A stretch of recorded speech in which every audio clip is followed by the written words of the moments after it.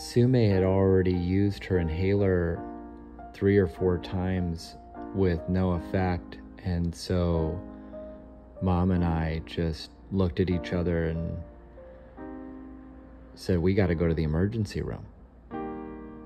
And so that was the beginning of a very long week.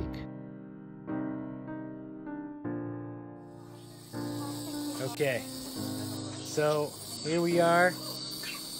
We're doing a bunch more albuterol stuff, and Sumay's bored, so I came up with a game. We're gonna try to shoot. We're gonna shoot these hair ties into my hat. I was scared. I had asthma when I was a kid, and one of my friends had died in elementary school because he wasn't able to get to his breathing machine in time. But what really scared me that night was Sumay was not responding to the albuterol. And in the 30 years since I had first gotten diagnosed with asthma, albuterol remained the one drug that you could give someone having an asthma attack to help them be able to breathe. Here we go. Oh, you did it! Hey, congratulations! 1-0. After we finally were able to help her overcome her asthma, Sumay created this story to help give her suffering meaning, and also to help share her story with her classmates who missed her and were worried about her long before she started WEquil.School.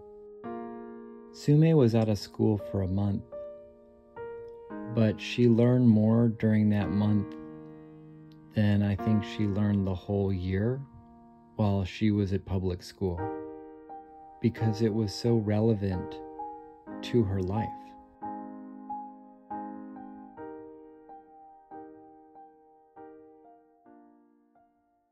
The basic unit of society is the family, and they're learning about how to care for children, and how to cook a meal, how to have a sweep family. the floor. You know, just life skills. They get a lot of practice in life skills and serving in their family. And I think when you have strong families, you have a strong society. We first found out about the concept of Lifeschool from a homeschool mom named Amy. Lifeschool involves learning intentionally from life experiences. Her conversation with Amy is the first video that she published on her YouTube channel, and we've listened to it together as a family several times since. This project that Sumay created when she was 8 years old very much reflects that process, learning intentionally.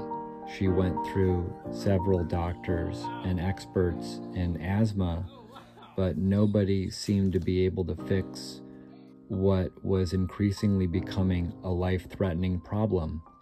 She wasn't responding to the medication, and so we were forced to try to solve the problem ourselves. Where's Mommy? Oh, there she is. Oh. Sumay was 8 at the time, but we knew we needed her help.